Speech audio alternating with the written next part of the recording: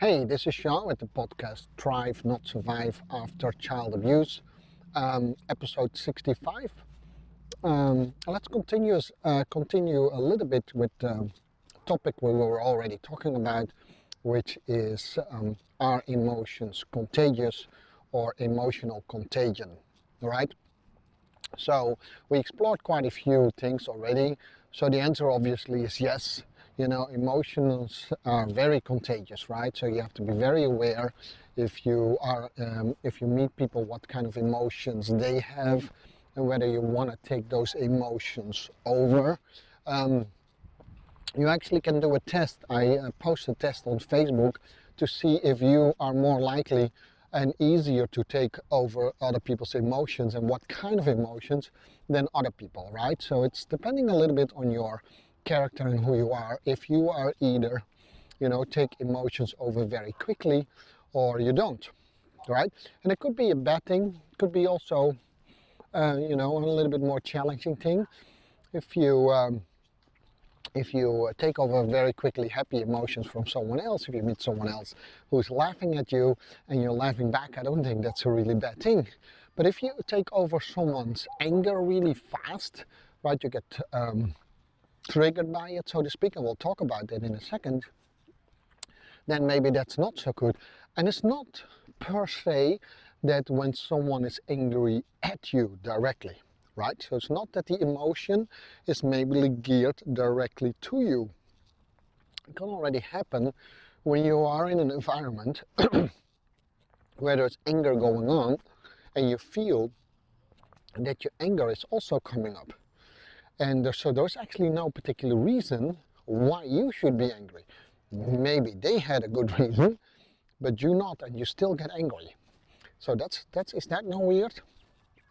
Yeah, and it happens. Think about road rage, right? How quickly anger can come up, and and that could happen. So in more positive emotions, like when you're happy or joyful and stuff like that, you meet someone that smiles at you. Are you a person that quickly smiles back?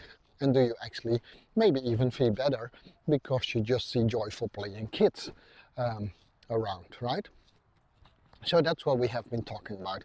So if that is true, and it is true, by the way, that emotions are contagious, then of course there is also a responsibility from you to what kind of emotions do you have when you are, among other people, and how do you want to influence them right now.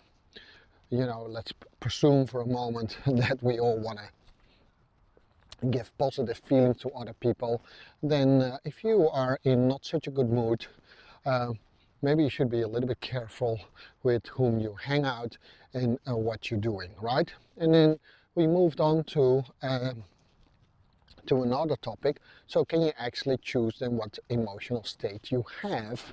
And is that a good thing to do or not, right? Does that make you less or more authentic? Well, I think if you constantly take on other emotions than you truly feel, right, I don't think that's a really good thing, right? There is a place and a time for everything, so there should also be a place and a time to really express what you truly feel at that moment. But, depending on what your activities are, let's say you're a teacher or you maybe are a surgeon, there's maybe not a time and a place for you to really express the emotion that you have at that moment. You have to take on the emotion that is appropriate for the job that you have at hand or the task that you have at hand. Does that make sense? So if you're a teacher and you have to teach a lot of young kids and maybe something really bad happened to you and you're very sad, maybe you can tell your story in a way that's appropriate to the kids. But if you decide to teach on the day, you better get on with your profession, right? So if you're a professional, then you definitely need to take on the emotions that is acquired for the action and the profession you have to do at that moment.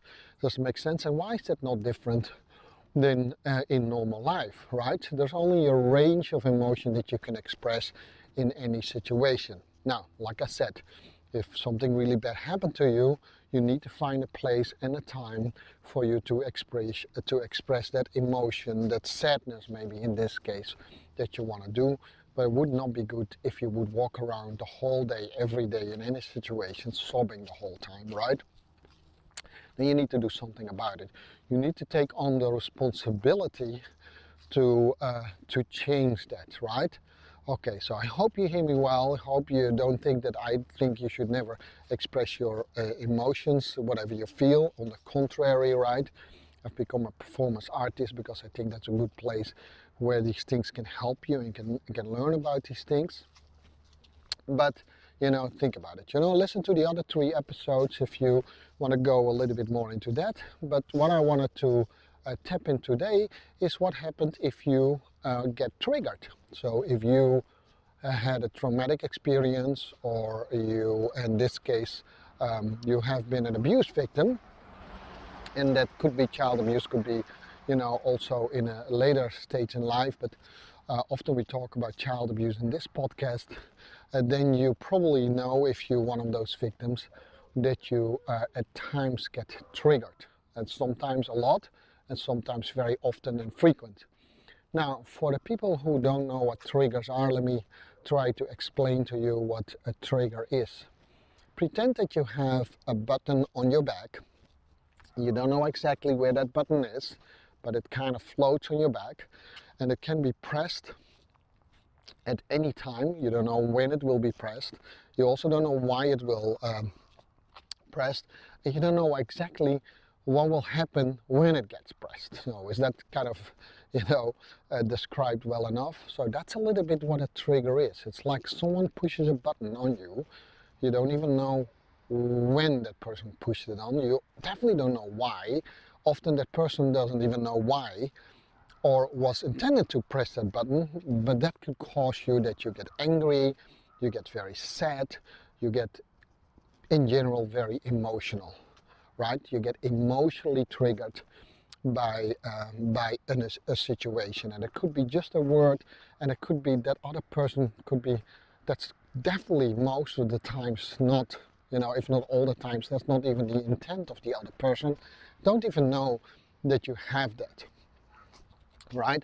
The more open you are, and I hope you are, the more you know, you can actually are open to triggers. So therefore, often abuse victims, they become very closed off people because they don't want to get triggered the whole time, but that's no way of living either, right? So a better way to do this is to handle it and to deal with it, right? Now, I'm in coaching. I help people specifically with these kind of things. There's of course really good therapy out there too. Whatever you feel you need to do, is up to you, right?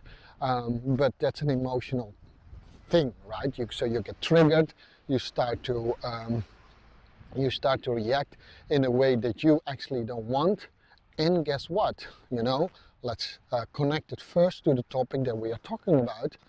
The emotion that you have is at that point in time very contagious. So if you get triggered for the first time, you have no clue what it is. Now let's say that you get triggered and you get emotionally very angry. You didn't want to become angry, but you became very angry, and guess what? The other person also became angry, right? Now then you have to find a way to get back and recover from that situation, right? So it's not always healthy to suppress your triggers, by the way, but over time you learn how to deal with them, and you learn how to recognize them. But if you add to that a layer of responsibility, you feel more strongly that you have to deal with it in an appropriate way. Does that make sense?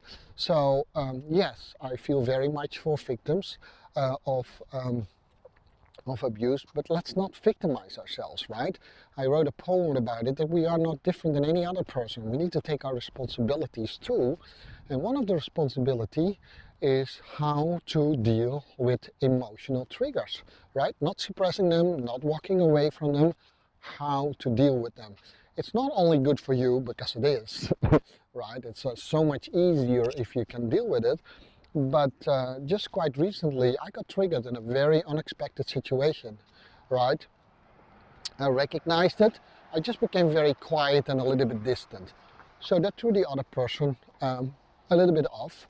to be honest. Later on, I could tell that person what happened to me. Very often I can tell it almost in a moment, but at that moment, in this case, I couldn't. So it took me a few hours to recoup from it, but at least I got my trigger as much under control that I just became quiet and I became very distant. Very often in the past I pushed people away, literally. I say, you know, leave me alone, I don't need you, or something really nasty like that. So it is not only for me that I have to deal with those triggers. It is also a responsibility that I have to the people that I want to have a relationship with and the people that I just meet in normal life, right? So it's not an often discussed topic in the topic of dealing with abuse.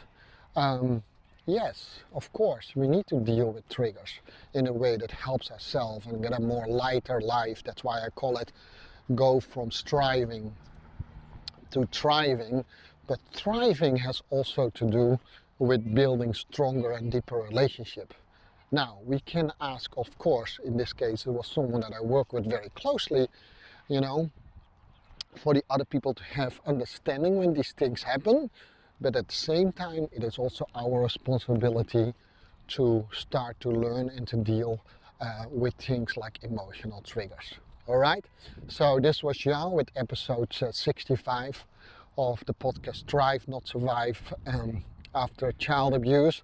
I definitely will address the topic of triggering and triggers way more. It's an important topic. It's definitely not a light thing to deal with, but we'll do that another time. All right, this was Jan. And with that, I say bye-bye.